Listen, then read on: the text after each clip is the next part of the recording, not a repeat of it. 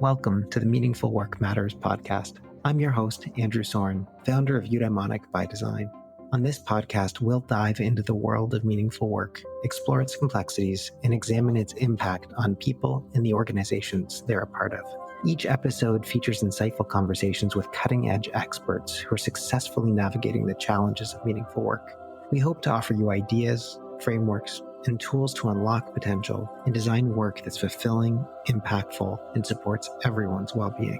Subscribe or follow us now, and let's make meaningful work matter. Michael Pratt, it is a pleasure to be able to have you on the podcast today. I would love to start by just asking you to tell us a little bit about yourself and your relationship to the topic of meaningful work. Sure. First, it's a privilege to be here.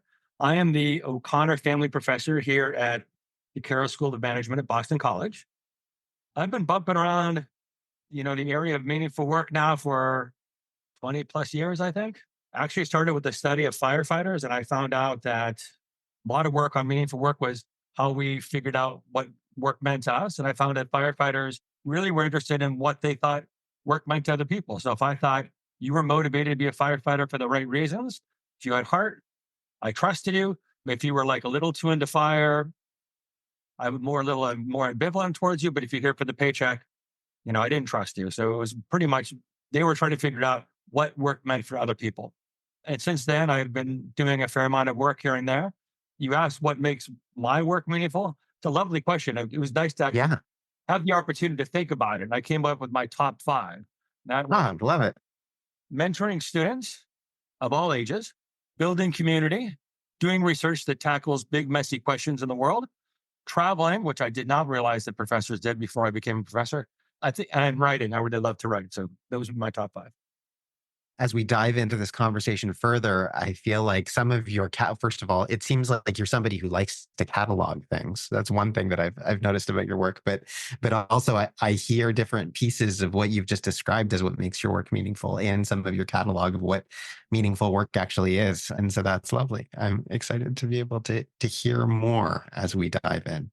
You have been kicking around in this space for a really long time. In fact, your work in the topic of meaningful work is some of the most important seminal work that there is in this field. I mean, I was looking at one analysis of a review of all the different papers that have looked at defining meaningful work out there. And I think there's something like 36 different definitions of what meaningful work actually is.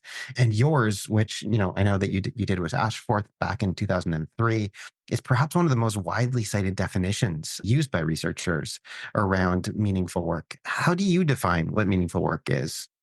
So I see meaningful work as something that's purposeful and significant for people. And that's really based on reading a bunch of stuff and seeing what was the core of what people were talking about. I try not to make things super academic. Definitions to be able to be understandable by all. So I thought purposeful and significant seemed to hit it. Yeah, that's great. And how did you come out? Like, you said you read a whole bunch of stuff. So what was that process like to be able to arrive there? So usually when I start on any project, I try to figure out what about the concept or the idea is unique. So why do we need it? So why do we need, for example, meaningful work rather than something like job satisfaction, which we've had for a long time? And what it came down to is something I think we're going to talk about later, is this more eudaimonic sense of why work is worth doing.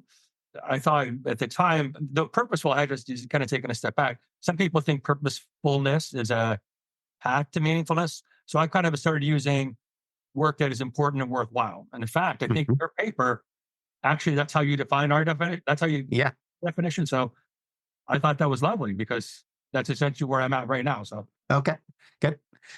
I got it wrong though. It was originally purposeful and significant. Purposeful and significant. Is that what the important, purposeful? Purposeful and significant. Purposeful and significant, and now you've shifted it into a kind of worthwhile and significant. Is that what? Yeah. Why the shift? So why the shift from purpose to worthwhile? I think that's as I started doing a deeper dive into meaningful work and work orientations, why we work. Yeah. At the end of the day, it's what makes, I really like the definition now. What makes my work worth doing? And the answer to that is what makes it meaningful. So, That's great. That's great. That makes a lot of sense. You used the big term eudaimonia before, which is obviously a term that I care a lot about, given that, I run a company called Eudaimonic by Design. It's an idea that I care a lot about. Do you want to say anything more about kind of the relationship that you think this question of kind of, worthwhile and significant work has to this idea of eudaimonia? there's a short answer and a long answer. I'll start short and then I'll go long. How about Um, so, in general, like I said to start, eudaimonia is, I think, what separates meaningful work from simple job satisfaction. There's something Hmm. deeper. It really hit home for me when I was talking to a friend of mine who was used to be a consultant in Arthur Anderson and was engaged to be married and gave all that up to become a priest. And so I asked him, I said, my friend was named Luke. I said, Luke, are you happy? He goes, I think it's better to said that I'm content. Hmm. And that to me was a nice difference between hedonic, pleasure pain, as opposed to something deeper, which is hedonic, though, or excuse me, eudaimonic. And eudaimonic, I have to say, is defined in vastly different ways. And I find it, Yes. some people see it as, I'm going to quote somebody here, that it's talked about as happiness that emerges as a function of satisfaction from organismic needs, self-validation, and actualizing one's potential. That's one way. What was that thing you were saying before about making definitions that aren't academic and in common Not sense words? my definition. So that would be Kashdan et al.'s. No, I'm sorry, that is actually Heinzelman's and King's in 2014. But other Yeah. people see it more, I think, is in line to what I've seen your papers are on, much Yeah. more about what is worth desiring and having in life. Yeah. You kind of look at how Totally. the work has developed over the field. There's kind of one area that has looked much more at self-actualization, being the best person we could be. That thread for meaningful work, sorry, and I'm going to go into my long answer, really comes from the Industrial Revolution. That it is really meaningfulness as a antidote to alienation. So if you look at early stuff on Hackman Nolan's job design, it's really all about people have become disassociated from their work. We do assembly line work. We don't make whole products, and so their whole kind of purpose to do for job design is to make work meaningful to combat alienation. Mhm. But another way to think about meaningfulness is to look at a different problem, which is enemy, which is just this broad sense of uncertainty. Like we don't really know, we don't have standards, we're not really sure what's going on. I Mhm. try to explain it to people.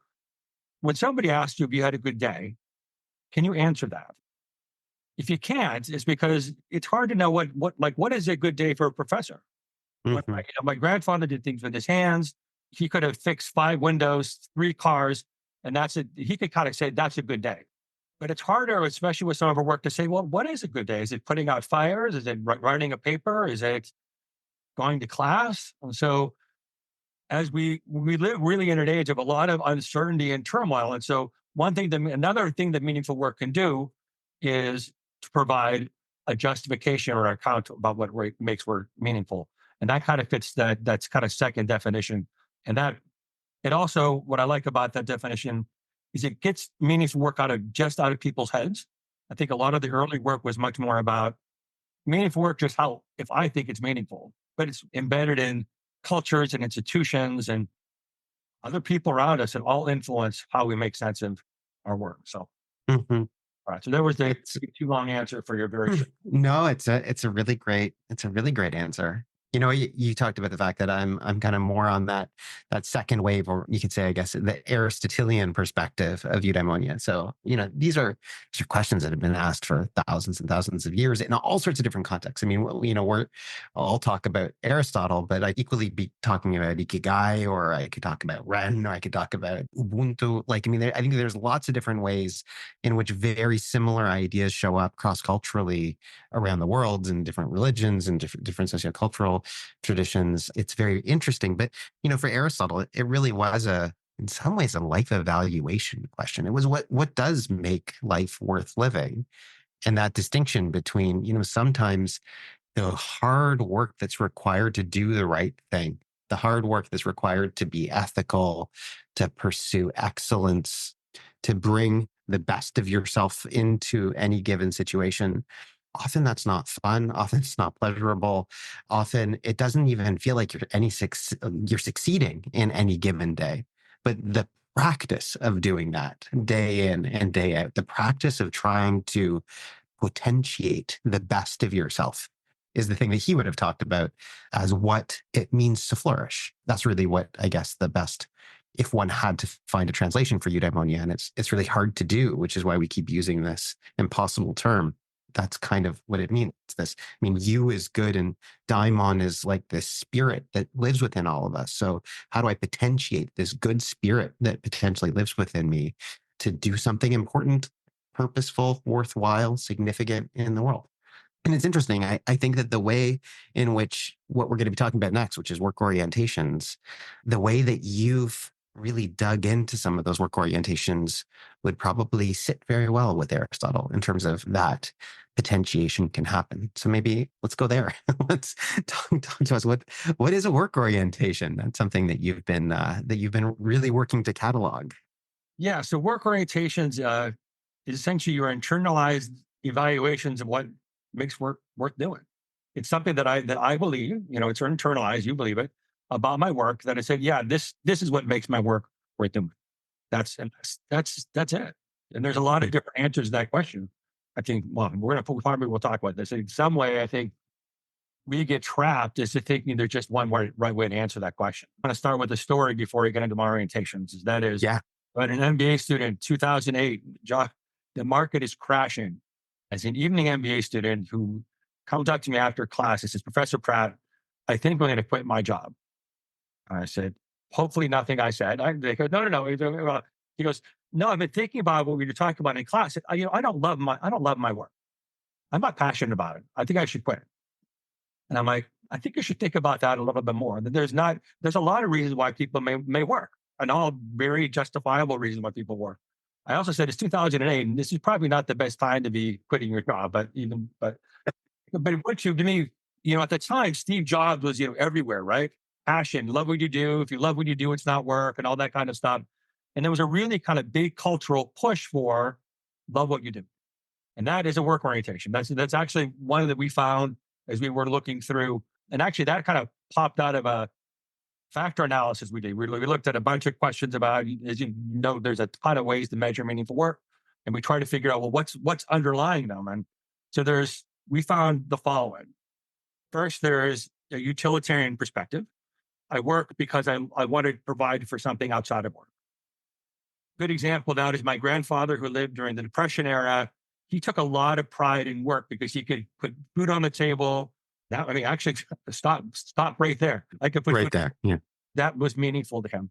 Mhm. Some people refer to this as a job orientation. I like utilitarian a little bit better because it shows that there's a utility to what I'm doing. And so work as a means to an end.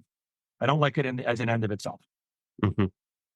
Passion would be another one that I just talked about. I love what I do. Again, Steve Jobs, I think, would have been the person who would most exemplified that. And then there's status. Status is I want to be the highest rung on the ladder, king of the jungle, queen of the jungle. I want the top of the heap. Those people may be motivated. They see work as a way to kind of demonstrate their achievements. Demonstrate my achievement through status. So I know a lot of physicians. Some of the physicians are one thing that motivates them is that eventually I want to run the hospital. So that's status, and all those three: job orientation, status, and passion are really focused on yourself. But there are other ones as well. One that is most common is I call it service. Some people refer to it as a calling. I don't use the calling language because I think people have used that so many different ways. I think it's kind of lost its meaning. But service is I do my work because I think there's for something beyond myself. It doesn't have to be religious. It doesn't have to be any. It could be. I think service is probably now the popular cultural work orientation. That you need to find the job that you're going to save the environment or to do something to make the world a better place. A similar orientation, which is a little more other oriented, is kinship. What I find meaning in work is the people that I work with. I read this study of people in the army, and they were asked, why do you fight for why do you fight? And they said, it's not because of patriotism. I fight because of my buddies. Like, I want to keep Mhm. firefighters. A lot of them talked about, I'm really working hard to keep my fellow firefighters safe. And you see, you talk about, brotherhood of police officers. So that kind of kinship orientation is really more about the people you work with. And the last one is craftsmanship, which is, I just want to do the best at something that I could do. Again, I'll use my grandfather again as an example. He had probably two orientations. That was utilitarian and craftsmanship. Everything worth doing is worth doing well was his motto. So when I went over to cut the hedges with him, wasn't a very long set of hedges, but he would have a string out to make sure things were perfectly straight. And Mhm. so we would work for hours and hours. The hedges looked great, by the way, but he had definitely had a craftsmanship because Michael, it doesn't matter what you're doing. Anything you do, you should do it well. Mhm. So, so that's more oriented towards the work. So now we have orientations that are more focused on self, orientations more focused on others, and orientations focused on the work. I do want to point out that there's not a one-to-one correspondence between a job and an orientation. So I Mhm. worked a lot with physicians. Some physicians are in a different status. Some are in it for utilitarian reasons. Some of them are to help people. So you could be any job for any of these orientations. Mhm. So in my work, I find people can have two, maybe three dominant orientations. Hard to have more than that, and they're also can change over time. Yeah, I was curious about that too. So what does that look like? Not like I think as we mature, as we get into different, because I believe that a lot of part of meaningful work is determined by our culture and who we hang out with. Mhm. Get older and we hang out with new people. As cultural things change, we start seeing different things at work. Like Mhm. I think part of my work orientation probably changed when I had kids. I think I had probably a little bit more of a utilitarian orientation to make sure that I had enough money to put food on the table than I had before. But that said, for me, I learned a lot from my grandfather. I learned both my grandfather and my mom both had, I would say, strong craftsmanship orientation. So Mhm. that has stayed pretty steady, but I think I've added ones as they've gone along. Maybe you may have a different one, but my mom taught me you can't clean a bathroom in 5 minutes. So we were at any job, we were in it. She would make sure everything was done super well. That's great. It's interesting to think about time and temporality in the context of this. Kate Bailey is somebody else who is on this podcast, and she's been thinking a lot about meaningful work and temporality and how it changes over the course of our lives. But it also makes me think about eudaimonic life curves. So that there's people like Veronica Huda who have studied what's our relationship to eudaimonia over the course of our lives, and it really changes, and it changes in a way that I think complements exactly what you just described in terms of our work orientation. Often when we're young and getting into our careers, we are very motivated by service and virtue and doing like good in the world. And I think that you see that very much in kind of current young generations of people wanting to kind of make a difference in their lives. And then generally as people, and that's very high eudaimonic motivation, that's often described in that kind of way. And then as people get older, as they get married, as they start having kids, in this very, at least heteronormative way of talking about things, it does become suddenly you have a mortgage, suddenly you have to like think about college funds, suddenly you have to put food on the table. That utilitarian focus becomes much more important. Also, status becomes more important as I'm in an organization, and especially for long, and I want a promotion and I want to think about how do I elevate. It also makes sense that at a certain point, I hear executives, senior executives, especially leadership, CEOs, often talk about the kinship element of what they do, the care that they have for these teams of people that they've ultimately spent their careers, especially family businesses, thinking about the ways in which that becomes a real driving force, especially as you come out the other end of that utilitarian focus and start to think about what's important now. What legacy do I want to leave behind here? And often eudaimonic intentions and motivations start to rise as we get older. So it's interesting to think about the developmental relationship to these work orientations. Absolutely. And I think that's an emerging area of research. I think we are just starting on that path. I'm curious where you think these work orientations come from, and I guess I'll seed that by saying that I know that you make this claim that in many ways meaningfulness is derived from culture and social context in our lives. So tell us a little bit about that. Yeah. So I think if you gave a 5-year-old a list of pictures of people doing different kinds of work, I bet they could tell already what work they said. Yeah, I want to be this. I don't want to be this. I want to be this. Mm. Because I think we learned the first place we learned about meaningful work was probably our families. There, that's a depending on your family situation, it could be a very powerful institution that would shape how you think about meaningful work. But I think if you're involved in any kind of religious organization, they're going to have some say on what work is worth doing. Social media, movies. So, and one of the papers we did is we decided let's just look at popular accounts, and we looked at movies and how different movies reflected different kinds of work orientation. And it would also we also showed how some orientations kind of come in and out of fashion. So Wall Street, there was this big thing, Gordon Gekko, greed is good. I can't imagine any corporation right now wanting to tout, yes, we're in this because we think greed is good. It may be in their secret heart of hearts, but that's not something we're going to talk about as work worth doing these days. Yeah, it's interesting to even think about someone like Larry Fink.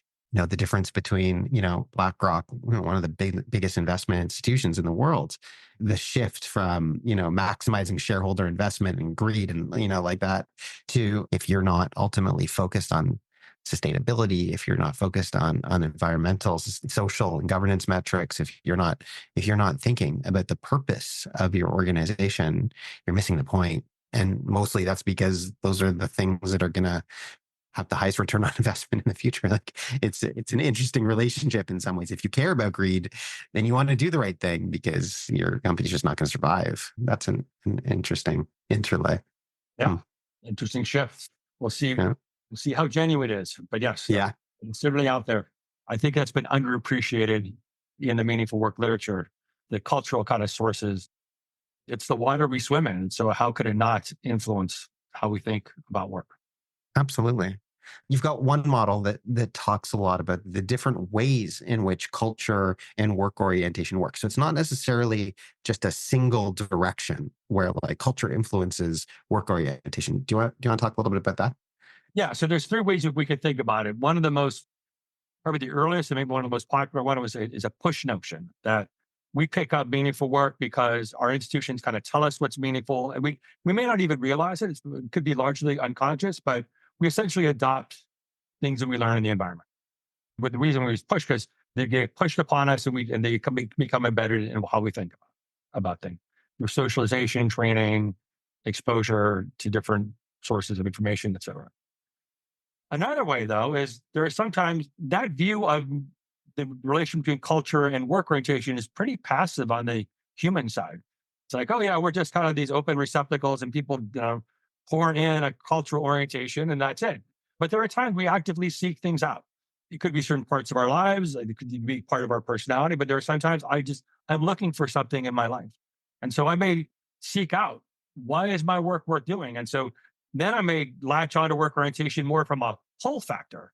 So Ann Swidler talks about cultures as toolkits that we take the stuff we need essentially to work in life. And work orientation can work that way as well. And the third way, which is the most rare, is the kind of the meaningful work cultural entrepreneur, that people who actually go in and try to change how we think about work at a cultural level. So Hmm. Steve Jobs is probably one of those people.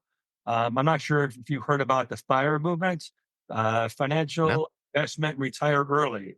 Oh yeah. Interesting. Yes. Interesting. There seems to be this kind of resurgence, perhaps because we've been so oriented now towards purpose, but there seems to be also a surge in utilitarianism coming back. So they're essentially, you work hard, you sacrifice, don't eat out, or do save as much money as you can for X number of years, and then you retire early. Hmm. Quintessentially utilitarian. And there's a whole movement on that. There's a book I think it was called The Good Enough Job, essentially saying, don't Yeah. don't buy into all this stuff that work has to be so meaningful and blah blah blah blah blah. It's just a job, folks. There's the most important things are outside of your work.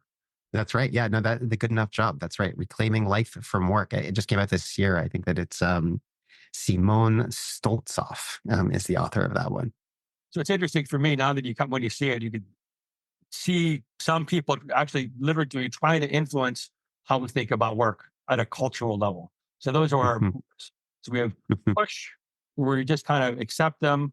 Pull is where we kind of look and choose. And then move is when we actually try to change how people think about what makes worth doing. When you position it that way, it makes me think a lot about various movements that are out there. Movements like the B Corp movement, the Benefit Corporation, or conscious capitalism. Those seem to be very move oriented relationships to work. Is that true? At least on the positive side of things. Absolutely. And then I guess someone like David Graeber and his bullshit job theory would also be a move kind of shift as well in terms of thinking about potentially the irrelevance of work in our lives. More on that Stoltzoff good enough job kind of mentality. Huh. But yeah, I think another Um, way to think about, another way to interpret what they're talking about is not that we shouldn't find work meaningful, but I think we just need to be open to a broader interpretation of the meaningfulness that work plays in people's lives. mhm. I know that I know I grew up with perhaps because of my upbringing in a particular religious tradition, that I always felt bad. I felt like I was supposed to have a calling, and I couldn't figure out why. I could not figure out at age 6 why I was supposed to do it for the rest of my life. Uh, Yeah. and again, at 16 and at 26 and 36, and I think the reason why we like my colleagues, I like to call it highlight the cultural stuff is I do think there's some, for lack of a better term, work orientation shaming that happens in Yeah. our society, that we don't have the right reasons for working. Somehow we're not as good as other people. I think that's a mistake. Hmm. I mean, it does make me wonder a little bit about what the outcomes are of having different work orientations. Because I do feel like there's an external shaming. Like everyone should have, what traditionally is kind of known as a calling, or probably more oriented around the craftsmanship or the kinship or the service oriented mentality, the passion oriented mentality. But that utilitarian perspective could and should be just totally acceptable. Mhm. And I think it's meaningful. I think one other knock I heard in the meaningful work literature is that, oh, this is so elitist. Like, Mhm. you get a chance to think about meaningful work. And I said, I became interested in meaningful work because my grandfather had absolutely nothing, barely made ends meet, but his work was highly meaningful. So I think everybody wants to have work that's meaningful. I think where the problem comes in when we say, well, your work is not meaningful unless it's a calling or unless it's Mhm. something else. I think that's where we kind of we go astray. How conscious do you think that we typically are as to what our work orientation is, or in terms of whether we're push pulled or moved towards kind of various cultural things? Like, do you think that that's something that most people think about? Not unless there's some disruption in your life, probably not. I am fully bought into the whole decade of automaticity or whatever that happened in psychology, that a lot of what we do, we don't think a lot about, unless if we lose our job, that we might start thinking about it. I think different life stages, you find a partner, someone you want to spend your life with, that kind of stuff. We talked about kids. I think when you get older and you start thinking about how much time you have left as opposed to how much time you have or ahead of you. I think that all these things can be shocks to the system, which make us more conscious about it. But I think in our day to day, not so much. Do you I mean, think it's useful? Like, do you think that people should be thinking about this stuff more? I think they should be if they're not happy. And I don't mean in the hedonic. Everybody has good days and bad days. I'm talking about like my friend, the priest Luke. It's got a deeper sense of Yeah. content. If I'm feeling like I'm not where I should be, my work is not worth doing. Then I think you need to think about, maybe you've never asked this. Like, I do these workshops and people say, I didn't even realize that this is how I thought about work. And then that changes how you work. I think it first of all, it probably would change on, I don't think it even needs to you change your job. It could be, well, what parts of my job am I going to find more energy giving or whatever, however you want to put it, or purposeful? And Mhm. maybe spend more time with that. And then Amy Rosneski has this nice thing of job crafting. Change the nature of your job to fit what you find worthwhile. Mhm. Yeah, and Amy's work and Justin Berg and I think Jane Dutton was involved in that initial job crafting work. They talk about crafting in at least three different ways. The ways in which you can craft the task that you're actually working on, do more or less of the things that give you energy or that don't. Thinking about the relationships that you have and the ways that those can give you meaning. And then thinking about your strengths, your values, your passions, all these cognitive ways in which you can bring greater self awareness to infuse the tasks and relationships that you have and cognitively reframe the work that you do. It's been a very helpful framework and great tool that I've encountered. Yeah, very powerful. And you can kind of see you can see how everything starts to overlap, right? So the cognitive one's very similar. I mean, you can see how that kind of goes to more of a justification towards meaningful work, having the right reason why. Relational is gets you moves you towards the kinship kinds of motivating things and orientations, and then the task itself. Yeah, it could be craftsmanship, where but you can see how again we're kind of focusing on job or task, Mhm. others or self. Tripartite view not always explicitly seems to permeate a lot of what people look at. Let's shift to the broader organization. So when it comes to organizational practices, what do you think that all the work orientation material, how should that help us think about how we design or lead organizations? I'm going to kind of combine this with what leaders should do. In fact, Yeah. I think the first lesson is that not everybody sees work the same way as you do. And I find that when I do workshops, that's one of the first things that people go, "Oh, I talk to people, I interact with people, assuming that they find the same things meaningful at work that I do." So I like bring up. So if I'm a kinship oriented, I'm asking people, "Hey, you want to hang out after work?" I organize happy hours, and then you get some people that are looking at you like, "I'd rather not. I'm done at 5." You know, nice to hang out with you, but that's about it. And they get confused. Like, is it something personal with them? And it maybe not. It makes things a little tougher for organizations that, organizations in the sake of efficiency want to do an off the rack meaningfulness model when you really need is something that's custom built.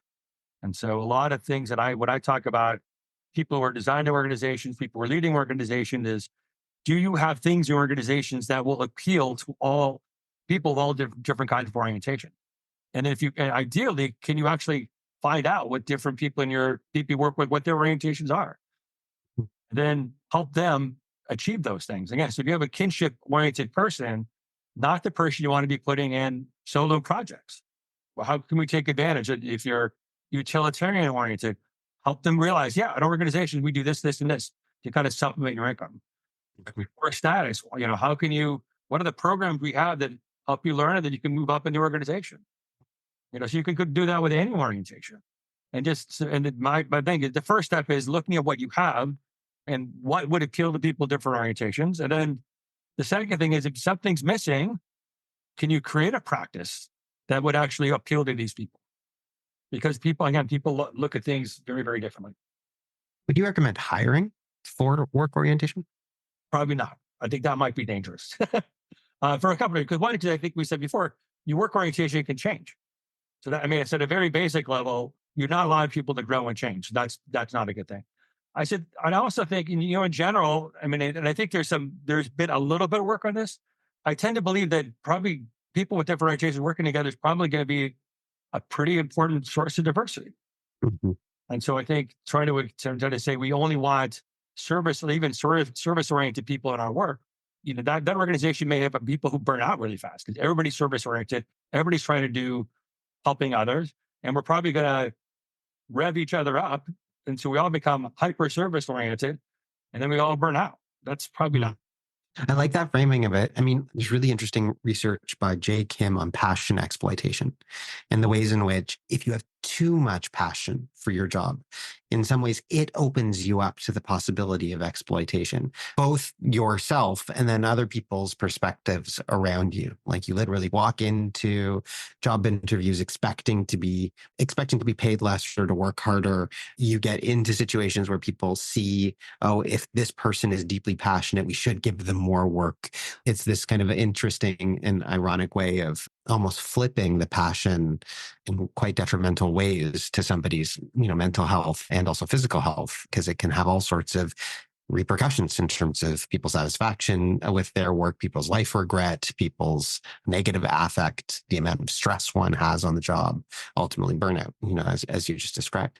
I like the idea that thinking about diversity work orientation within any given team can help offset that. Like if you see somebody on your team who's too much passion, where that's just overcompensated and you're approaching it from a more utilitarian perspective, you might have an easier time with work-life boundaries than that other person does. You might be able to say, hey, what, maybe you actually need to take that vacation, right? As opposed to the person who has such a high passion orientation, such a high service orientation, not wanting to take the vacation because the work itself is too important. and not seeing anybody else do it. That's right. That's We're right. all doing the same. We're all into it, right? But if I look at my team and I realize, this person left at 5 o'clock. I wonder what that would be like. Right. Or these people are going out for happy hour. I know that's not helping that may not be saving the world, but maybe there's something to it. Right. I mean, that value of the kinship orientation, to have somebody on the team who's even today choosing to wear the hat of thinking about our team and the health of our team. It's a different way of thinking about Edward de Bono's thinking hats, the orientation hats. Yeah. What else do you think I should have asked you today about the topic of meaningful work that I haven't? You asked a lot of stuff, so you did a good job. Yes. So I do think it's one of these things where I do think we are at a point in time in our lives, our collective lives, where I think we're starting to look at meaningful work a little bit more. I think with all the stuff on quiet quitting and mass resignations and then that kind of thing. I think the pandemic did a number on us. One of the numbers it did was to start thinking more about what's the role work play in my life? How is my work meaningful? And how perhaps is my work meaningless or even, making my life less meaningful than otherwise? I Mhm. think these are all really good questions to be asking. And so I think I was excited to see your podcast. I think it's well timed. We're in an age where we kind of need to be having these conversations. One of my big things is we need to be having conversations that there are many different ways that make work meaningful and they're all legitimate. Mhm. Mhm. And I still find, even at meaningful work conferences, we tend to tout callings, they're the best, and yes, the wonderful people have them. There are some dark sides to all of these things, and it's okay if you don't have one. Like Mhm. when I'm going back to that MBA student, said, it's okay you're not passionate. Yeah. What drives you? Like, so if it's not passion, what is it? And it's Right. not more than that, rather than figuring out why can't I be like everybody else? I like that. Trying to soothe passion or meaning or calling anxiety. How do we reduce that? If people want to learn more about work orientations and the kind of catalog that you've talked about, is there a place you direct them? Right now, email me because I'll send you stuff. We are working on this is a paper that has, I think, been, what did I say, several years in the making. Uh, we developed a scale. Some colleagues of mine in Germany used it for their dissertation. We're now combining the big data set. So this take on meaningful work, I would probably look up Michael Pratt at Boston College, and you'll find me. Wonderful. Thank you so much, Michael. I really appreciate your time, your insights for helping us broaden our perspective on meaningful work today. No, it's my pleasure. Thanks for the opportunity. Thank you for joining us for another episode of Meaningful Work Matters. If you haven't already done so, be sure to subscribe to our podcast on your favorite platform. And if this episode resonated with you, please take a moment to leave us a review. Your feedback helps us make this podcast better and reach more listeners. You can connect with me, Andrew Soren, on LinkedIn, or visit www.eubd.ca to learn more about Eudaimonic by Design. Finally, if what you heard today spoke to you, tell your colleagues and people in your community about our podcast. We really appreciate your support in making meaningful work matter. See you next time.